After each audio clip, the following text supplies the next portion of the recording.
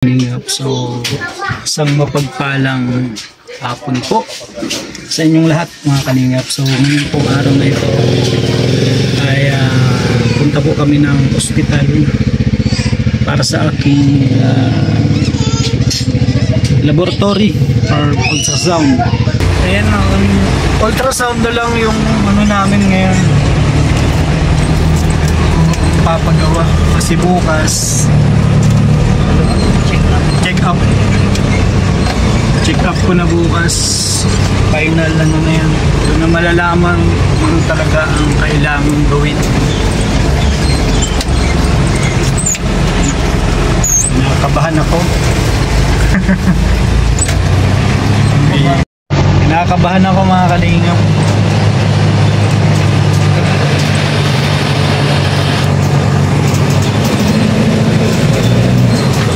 Kasi first time. May ano pa naman ngayon, may shoot ng EDSI, hindi nga naman ako nakasama. Sabi sa GC, gano'n mo yung cellphone ko? Sabi sa GC, shoot daw ang EDSI. Yan, bawi na lang tayo sa Mansar.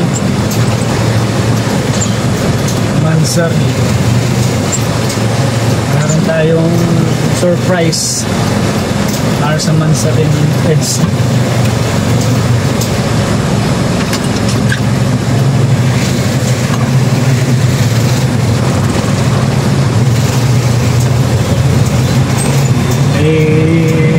Meron tayong gagawing kakaiba ulit.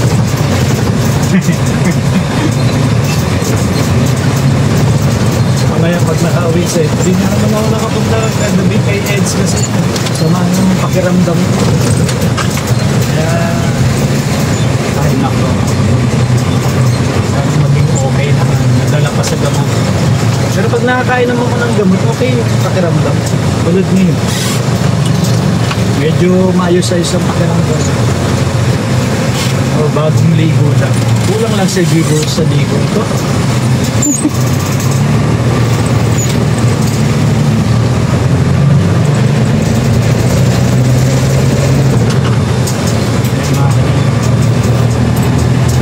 Ay naku buhay.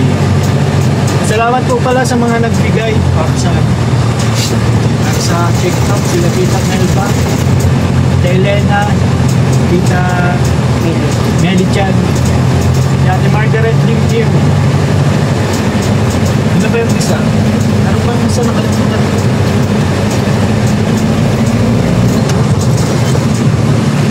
Meron pa. Meron ang cellphone ko.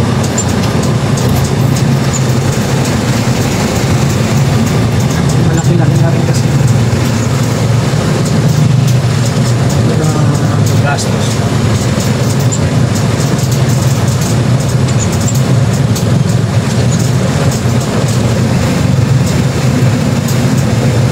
Pangalan.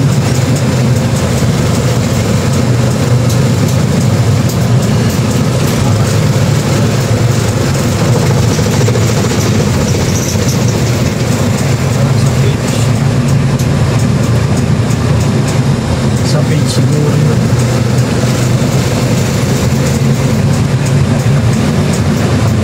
Ay, wala pang siguro.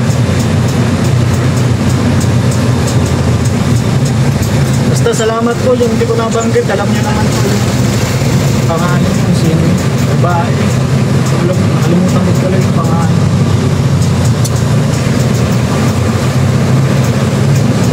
Maraming salamat po. Ako kami ngayon ng hospital para sa... Anong gagawin natin? Full abdomen ultrasound. Ano? Full abdomen ultrasound. Full abdomen ultrasound. Buntis. Nakagdadalang ano ka lang. Parang buntis na. Wala po akong kain ngayon ha. Simula kaninang umaga. Oras tuloy kain sa 8. 8 hours fasting kasi.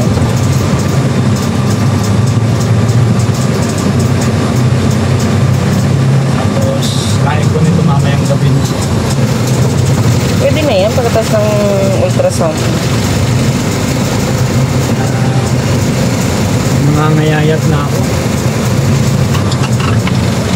Pero okay lang daw yan.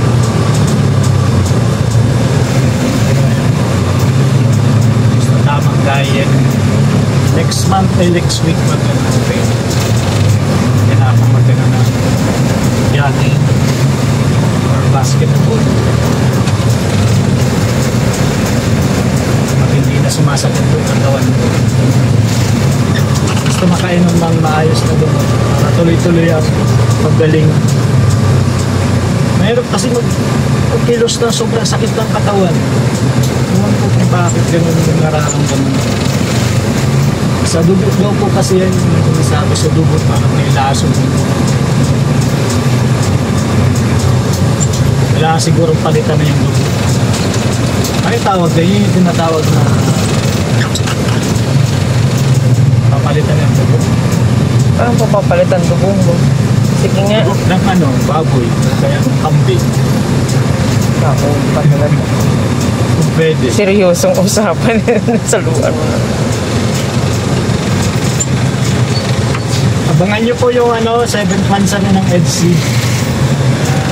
Ano yung pwede natin gawin. Suggest mo kayo para sa kanila. Kasi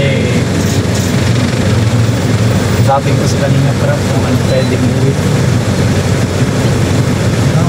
Para sa 7th month na ng EDC. Puti ano naman yung medyo ayos-ayos. Natuloy-tuloy niya. Daan tayong Mercury. Dadaan tayong Mercury.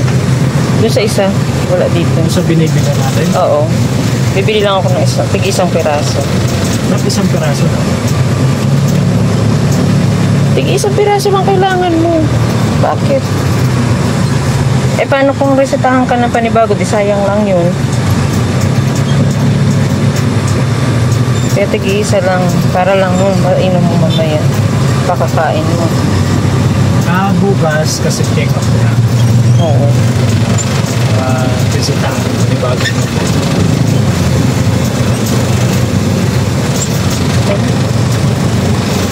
Mga kalingap, dito muna tayo sa Mercure Drug para bumili ng gamot si Mrs. Para ano mamaya ngayon para po mamaya yun dahil wala na akong gamot. So ngayon po magpapa ano ko kasi 4 PM ang tawag dyan ultrasound namin. Naka-schedule ako ng 4 PM. So punta kami doon. Bukas balik kami kay doktora para sa kanyang pagbabasa ng mga ano namin. Yung ultrasound, yung mga sa dugo, basta mga laboratories niya na yung babasahin niya na kung ano talagang sakit ang dumapo sa akin mga kalingap. So sana maging okay naman, walang magiging problema. Magka-problema man, sana hindi yung mas malala, no? Mga kalingap, natatakot din talaga ako na baka magkaroon ako ng dialysis. Sana wag naman, kaya pa ng gamot sana. Tulungan nyo ako mga kalingap. Grabe, napakahirap pag yung may sakit na hindi ako makakilos, hindi makagalaw. Tara po, antayin ko lang yung si Mrs. para makapunta na kami ng ospital. Kaya mga kalingap, pambihira yan. Kasi galing kami sa ospital,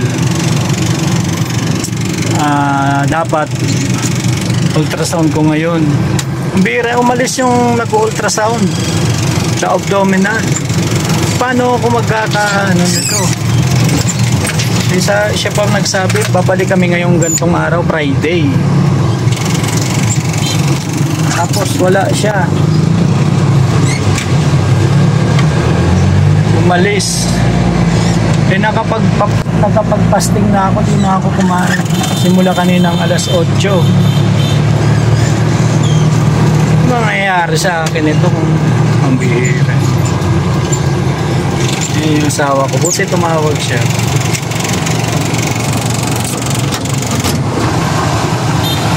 Ano, Ano? Maghanap tayo sa iba. Ano sabi? Eh, wala daw yung ano ng whole abdomen eh. Sabi ko, pinababalik po kami rito ng ngayong araw. Sabi niya, eh wala na eka, nakaalis na eka. Sabi niya, pang D3 or 4, di dapat papapakayot, nandito pa. So sabi niya, eh paano ka, sabi niya, bumalik daw ako ng Monday. Mga 11, at least 6 hour fasting daw. Sabi ko, eh, hindi po uubra kasi kako bukas po ang nakaschedule ang follow-up check-up niya kay Dr. Palencia. Sabi niya, eh makipag-usap po muna kayo sa sekretarya niya. Sabi ko, maghanap po muna kako kami sa labas kung meron. Eh wala, tingnan niyo po muna kung may mag-aano sa inyo sa labas para ano.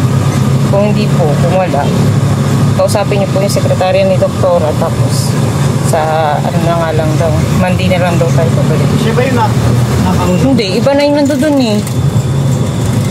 Hindi yun yung kausap natin nung nakaraan. Kwentang kausap.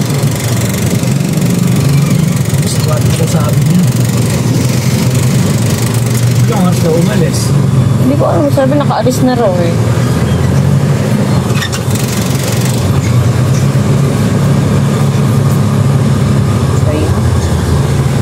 Pag wala talaga, pag wala tayo nakuha dyan sa medical class, kausapin ko yung doktora kung pwedeng i-follow up check up to follow na lang yung ano, to follow na lang yung whole abdomen o yung result nun.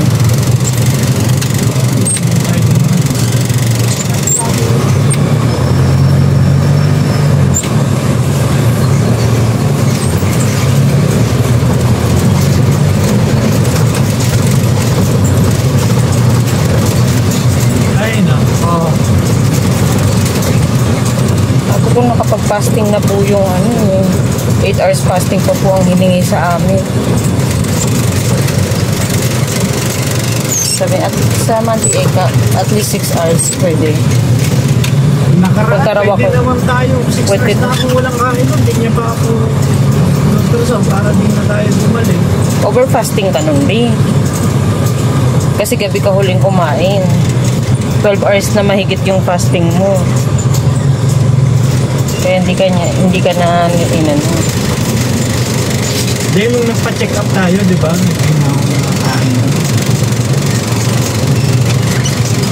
Oo, basta ka. Bayad, mahal pa na bayad.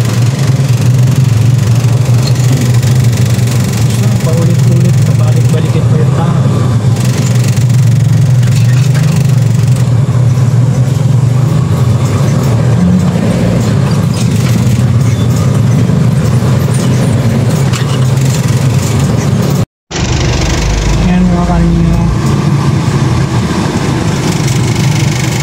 Hanap kami ng pwedeng mag-ultrasound dito kasi sayang na yung fasting ko. Hindi na ako kumain ng 8 hours mula umaga hanggang ngayong hapon. Masasayang lang yung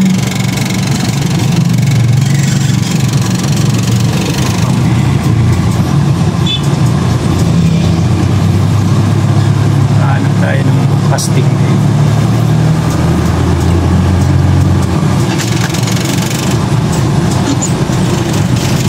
Ultrasound.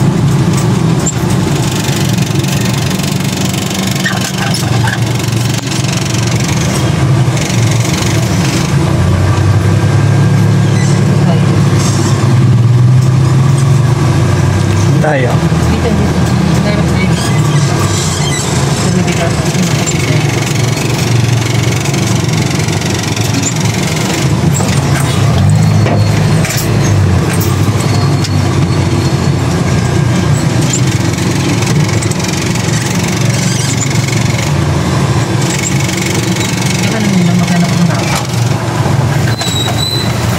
Doon ka magtanong ako. Ayan, mga kalingap. Tatanong muna siya. Ano, meron? Meron, kaya lang wala na si doktor. Yung doktor na mag-ultrasound. Ngayon, bukas, meron sila. Pero, at least 5 to 6 hours ang fasting. Pwede ka mag-start ng madaling araw. Kumain ka ng madaling araw, pero after nun, bawal na. Kahit tubig, bawal na ulit. Tapos, iwasan mo raw kumain ng may gata, gatas, saka mamantika para open daw yung gallbladder mo pag pinultrasound ka.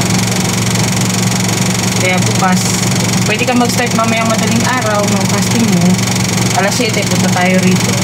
Pwede na. Tapos, within that day din, mga 11, pwede mo na makuha yung resulta. Tsaka tayo punta kay Dr. Alisa. Kilala niya si Dr. Alisa.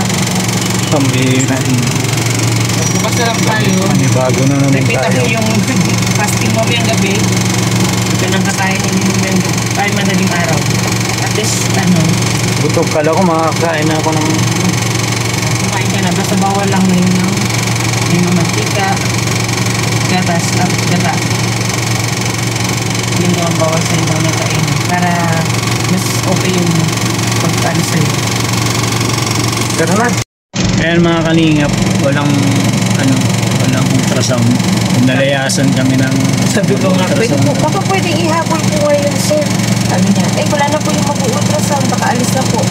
Hanggang 3 lang po kasi sila. Ang nandiyan na is, ito na ang naka-schedule. Ito na ang mga naka-schedule ng ganitong oras. Pambihira. Ayan, tara na. Kain muna ako mga kalingap. Baka himatayin ka na sa gutom. Yung kain mo kaninang umaga pa.